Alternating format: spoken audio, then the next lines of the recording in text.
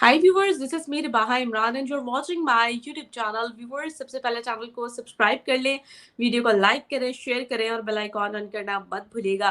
आज हमें इंडिया से ज्वाइन किया है एडवोकेट है धनी राम पटेल जी।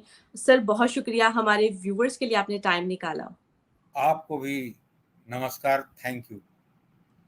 व्यूवर्स सर जो है अपना चैनल भी रन कर रहे हैं। सर हमारे व्यूवर्स को अपने चैनल के हवाले से भी थोड़ा सा बताइएगा। जी, मेरा चैनल का नाम है DR पटेल और मैं presently Chhattisgarh Bilaspur high court में एडवोकेट हूँ। छत्तीसगढ़ से बिलोंग करता हूँ मैं। छत्तीसगढ़ एक स्टेट है इंडिया में। सही हो गया, नाइस। अच्छा सर, आज हम जिस टॉपिक पे बात करने जा रहे हैं, आपको पता है कि इंडिया पाकिस्तान के दरमियान कश्मीर एक ऐसा इशू है जिसको मतलब वो ये टॉपिक कश्मीर नाम जो है दोनों कंट्रीज को जोड़े रखता है। ये बात नहीं करेंगे कि किस तरह जोड़े रखता है, लेकिन जोड़े रखता है कश्मीर के नाम पर, क्योंकि हमारे सेंटिमेंट्स और हिंदुस्तान के सेंटिमेंट्स जो है वो कश्मीर के साथ जो है बड़े ज़्यादा रिलेट करते हैं और बहुत सेंसिटिव हो जाते हैं सबके जज्बात जब कश्मीर का नाम आता है।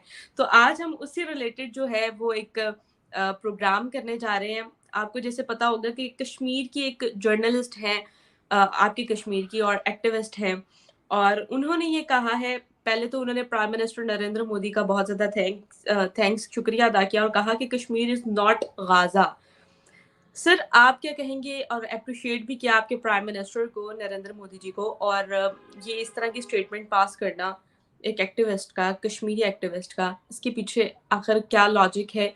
वो कश्मीर को गाज़ा जैसा क्यों नहीं, मतलब ये उनका स्टेटमेंट पास करने के पीछे क्या लॉजिक था आपके नज़दीक? आप क्या समझते हैं?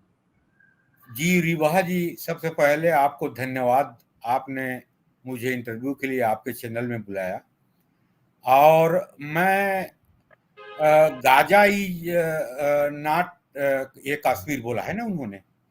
तो गाजा तो एक फिलिस्तीन के एक रीजन का नाम है, एक क्षेत्र है जी। जो लगभग 365 स्क्वायर किलोमीटर उसका लैंड एरिया है, जो अभी हमास के कारण जी, अभी जो इजराइल और हमास की युद्ध हो रहा है, तो एक तो रीजन का नाम है।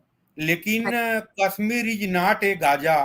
उनका कहने का मतलब ये है कि अभी जो 370 धारा को जो खत्म किया गया, एब्रोगेशन ऑफ आर्टिकल 317 का हुआ 19 में, 5 अगस्त 19 को, तो उसके पहले लोग ये समझते थे कि कश्मीर में आतंकवाद और बढ़ जाएगी और अशांति, जो पत्थरबाजी है और जो टेररिस्ट एक्टिविटीज है, वो और बढ़ जाएगी। लेकिन हुआ इसके विपरीत है। आज कश्मीर के जो युवा है वो समझने लगा है कि आज ग्लोबल विलेज की दुनिया में को एग्जिस्टेंस होना जरूरी है, सह अस्तित्व, जिसको हिंदी में अपन बोलते हैं सह अस्तित्व। एक दूसरे के अस्तित्व को स्वीकार करना, एक दूसरे को मैंने स्वीकार करना। तो आज कश्मीर के युवा ये समझ गया है और ये भी समझ गया है कि जो हमारा कहना है, और आप भी, पाकिस्तान के लोग भी मानते हैं कि जो कश्मीर में जो टेररिज्म है वो बहुत हद तक या पूरी तरह समझ लीजिए पाकिस्तान के कारण है। पाकिस्तान मानता है कि कश्मीर हमारा पार्ट है, हिंदुस्तान मानता है कि ये हमारा पार्ट है। तो विवाद की कारण ये है।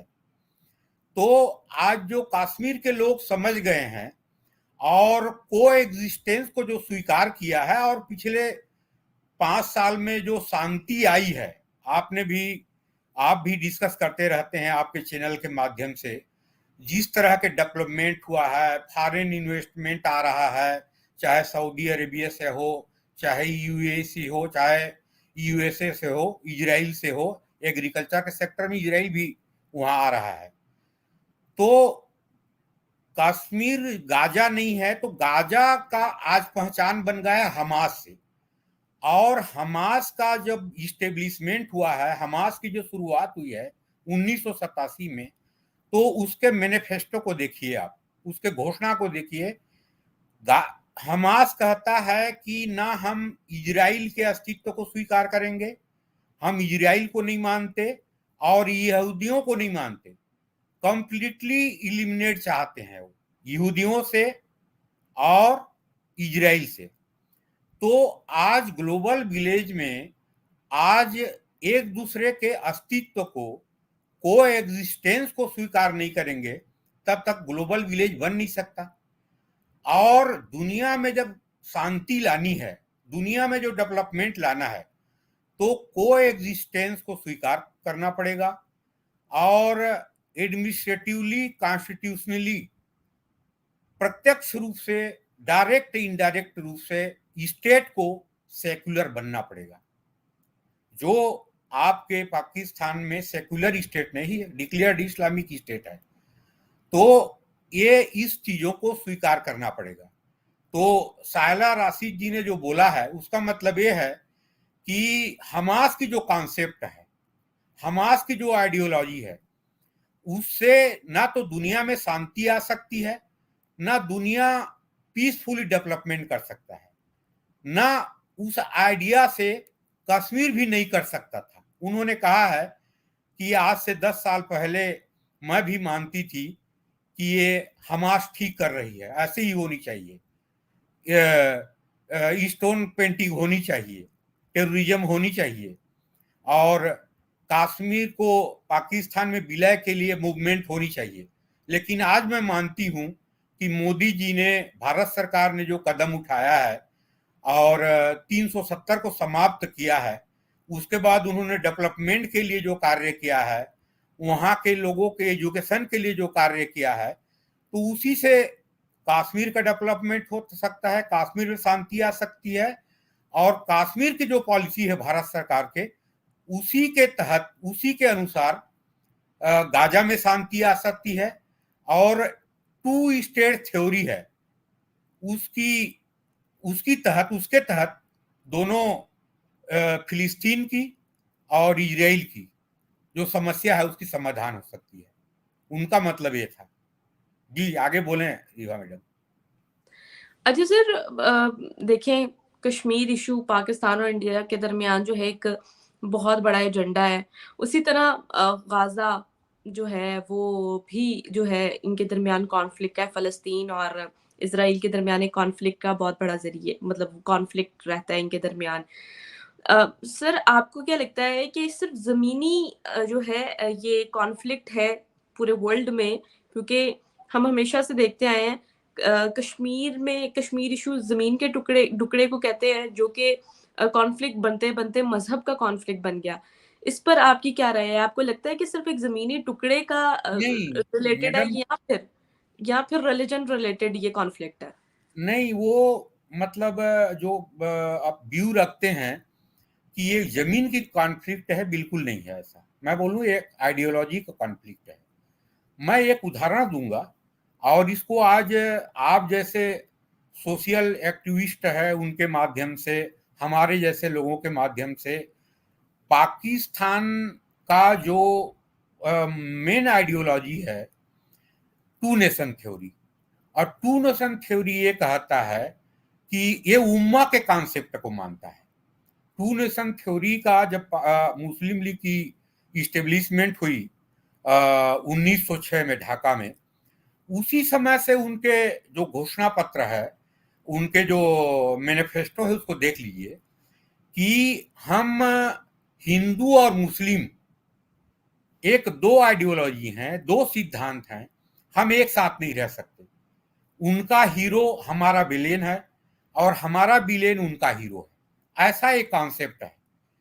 तो ये जो टू नेशन की जो थ्योरी का कॉन्सेप्ट है, उम्मा की कॉन्सेप्ट, ये समाप्त कब होगी कि को एग्जिस्टेंस को दुनिया के लोग, चाहे वो फिलिस्तीन के लोग हों, चाहे इजराइल के लोग हों, चाहे कश्मीर के लोग हों, चाहे इंडिया के लोग हों, चाहे पाकिस्तान के लोग हों, ये जब तक स्वीकार नहीं करेंगे, को एग्जिस्टेंस को स्वीकार नहीं करेंगे, तब तक ये शांति दुनिया में नहीं आएगी और ये जो सिविल वार हो रही है वो समाप्त नहीं हो सकती है। तो को एग्जिस्टेंस के लिए आपको पीसफुल एटमॉस्फेयर बनाना पड़ेगा, उसमें पीसफुल एटमॉस्फेयर में कॉन्स्टिट्यूशनली, इंस्टीट्यूशनली और एजुकेशनली कंप्लीट रिफॉर्म करने की जरूरत है। खासकर आपको अच्छा नहीं लगेगा, पाकिस्तान की बात करूंगा। कॉन्स्टिट्यूशनली डिक्लेयर्ड इस्लामिक स्टेट है।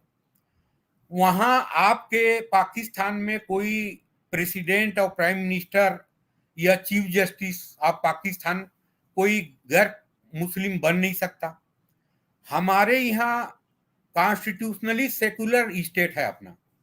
यहाँ 3-3 प्रेसिडेंट, 4-4 वाइस प्रेसिडेंट, 2-2 लोकसभा के स्पीकर, पार्लियामेंट के स्पीकर, कई स्टेट में मुख्यमंत्री, कई सुप्रीम कोर्ट के चीफ जस्टिस, कई हाई कोर्ट के चीफ जस्टिस, अभी हर स्टेट में जस्टिस हाई कोर्ट के मुस्लिम हैं। तो उसका कारण है कि हमारा जो संविधान बना है वो सनातन दर्शन है। उसको आप लोग माने ना माने, जो वासुदेव कुटुंबकम, वर्ल्ड इज वन फैमिली, उस पर आधारित है। तो जो वासुदेव कुटुंबकम पे आधारित जो भारत की संविधान है, कॉन्स्टिट्यूशन है, तो को एक्सीडेंस को स्वीकार करती है, सह अस्तित्व को। तो हम कॉन्स्टिट्यूशनली कंप्लीट, एडमिनिस्ट्रेटिवली कंप्लीटली हम सेकुलर स्टेट हैं। तो हम चाहे वो मुसलमान हो, आपको उदाहरण दूंगा। अभी कल जो मोहम्मद शामी हैं, जो उन्होंने एक ऐतिहासिक कारनामा किया है, उपलब्धि हासिल किया है, 7 विकेट लिया क्रिकेट में। आज किसी भी प्रिंट मीडिया को देख लीजिए, इलेक्ट्रॉनिक मीडिया को देख लीजिए, हर घर में चर्चा। आज वो भारत के हीरो हैं और हैं मुसलमान। ये आपके पाकिस्तान में संभव नहीं हो सकता। देखिए, ये जो इसरो के ये जो प्रोजेक्ट डायरेक्टर थी साहिला राशिद जी, आदित्य L1 में, वो एक मुस्लिम, एक गांव की मुस्लिम फैमिली से बिलोंग करती है। और उसको हमने, भारत सरकार ने उनको प्रोजेक्ट डायरेक्टर बनाया था, आदित्य L1 के। कितनी बड़ी उपलब्धि है। एक मुस्लिम महिला है, लेडी हैं, और उनको प्रोजेक्ट डायरेक्टर बनाया था। उनके निर्देशन में वो प्रोजेक्ट कंप्लीट हुआ और वो 87 से इसरो में काम कर रही हैं। और मैंने उदाहरण दिया था छत्तीसगढ़ स्टेट को आपका। तो मैडम, ये सिर्फ जमीन की लड़ाई नहीं है, चाहे वो कश्मीर की हो, चाहे वो हम फिलिस्तीन की हो, चाहे गाजा पट्टी के हो, चाहे वेस्ट बैंक का हो। ये जमीनी लड़ाई नहीं है, आइडियोलॉजी की लड़ाई है। और इस आइडियोलॉजी की जो फाइट है, इसको हम करेक्शन नहीं करेंगे तब तक दुनिया ग्लोबल विलेज नहीं बन सकता। ये पाकिस्तान और हिंदुस्तान के दरमियान कंप्लीट शांति नहीं आ सकती। और 2 नेशन की थ्योरी जो है इजराइल और फिलिस्तीन के बीच, वो भी ग्राउंड पे नहीं हो सकती हो। तो इसको आप ये ना माने कि ये सिर्फ जमीन की लड़ाई नहीं है, आइडियोलॉजी की लड़ाई है। अच्छा और सर। इसमें एक चीज और मैं आपको कहना चाहूंगा, इसको हम लोग स्वीकार करते नहीं हैं। मैंने पढ़ा है कि जब ईरान में इस्लामिक क्रांति आई, तो आप भी पढ़ी होंगी आज, कि ईरान में जो किंग था, उसकी आइडियोलॉजी सेकुलर आइडियोलॉजी थी। वहाँ को एजुकेशन था, मॉडर्न सोसाइटी थी, सब चीज थी, आपने भी पढ़ी होगी। लेकिन इनकी जो मैनिफेस्टो थी आयतुल्ला खुमैनी का, वो उस समय बोलते थे कि इस्लामिक स्टेट में किंग नहीं होनी चाहिए और सेकुलर किंग नहीं होनी चाहिए, सेकुलर नहीं होनी चाहिए, शरिया पे आधारित होनी चाहिए। इसके तहत, इस मैनिफेस्टो के तहत उन्होंने क्रांति किया। और आज देखिए, ईरान कम से कम दुनिया के 10 टेररिस्ट ऑर्गेनाइजेशन को सपोर्ट कर रहा है, चाहे हूती हो, चाहे हिजबुल्ला हो, चाहे हमास हो, चाहे ये जो सीरिया के टेररिस्ट ऑर्गेनाइजेशन हो, ये सभी को सपोर्ट कर रहा है। तो एक जो आइडियोलॉजी है, जो को एग्जिस्टेंस को मानती नहीं है, सह अस्तित्व को मानती नहीं है, तब तक ये जो जमीन की लड़ाई नहीं है, ये दो आइडियोलॉजी की लड़ाई है, ये समाप्त नहीं हो सकती, कंप्लीट सॉल्यूशन नहीं हो सकती। जी मैडम, आगे बढ़िए। अच्छा सर, ये बताइएगा कि आपको लगता है कि जिस तरह ये जो एक्टिविस्ट थी, इन्होंने प्राइम मिनिस्टर नरेंद्र मोदी जी को बहुत ज़्यादा एप्रिशिएट किया और बहुत ज़्यादा उनका शुक्रिया अदा किया। सिर्फ़ ये एक छोटी-सी सोशल एक्टिविस्ट की बात नहीं है, हम बड़े-बड़े वर्ल्ड लीडर्स को भी पीएम मोदी जी की तारीफ़ करते हुए देख रहे हैं। जी जी जी चाहे जी वो जी। ऑस्ट्रेलिया के प्राइम मिनिस्टर हों, चाहे वो अमेरिका के जो है वो बाइडेन हों, उन्होंने मतलब प्राइम मिनिस्टर नरेंद्र मोदी जी को बहुत ज़्यादा एप्रिशिएट करते हैं। आखिर आप इसके पीछे क्या रीज़न समझते हैं? देखिए मतलब इनका जो ग्लोबल विजन है नरेंद्र मोदी जी का, और उस ग्लोबल विजन के आधार पे ही आज दुनिया में डेवलपमेंट हो सकता है। आज ग्लोबल साउथ का जो कॉन्सेप्ट उन्होंने दिया है, और जो सम्मेलन किया, अभी जो सम्मेलन हुआ दिल्ली में, वर्चुअल सम्मेलन हुआ, उनमें उनके भाषण को देखिए, उनका कहना क्या है कि इंडिया का डेवलपमेंट सिर्फ इंडिया का डेवलपमेंट नहीं होगा, वो आइडियोलॉजी होगी ग्लोबल साउथ। ग्लोबल साउथ मतलब दुनिया को दो भागों में विभाजित किया जाता है। जो ग्लोबल नॉर्थ है वो डेवलप्ड कंट्रियों की है, जो यूरोप हो, रसिया हो, अमेरिका हो, उनको ग्लोबल नॉर्थ बोला जाता है। ग्लोबल साउथ जो है, चाहे अफ्रीका हो, एशिया हो, साउथ अमेरिका हो, ये डेवलप्ड कंट्री हैं, विकासशील देश हैं। तो उनका आइडियोलॉजी ये है कि भारत विकास करेगी तो भारत की विकास वासुदेव कुटुंबकम पे आधारित होगी, माने वन अर्थ वन फैमिली, इस पे आधारित होगी। तो हम डेवलपमेंट करेंगे तो किसी भी राष्ट्र को डेट ट्रैप में नहीं फंसाएंगे, रीढ़ जाल में नहीं फंसाएंगे।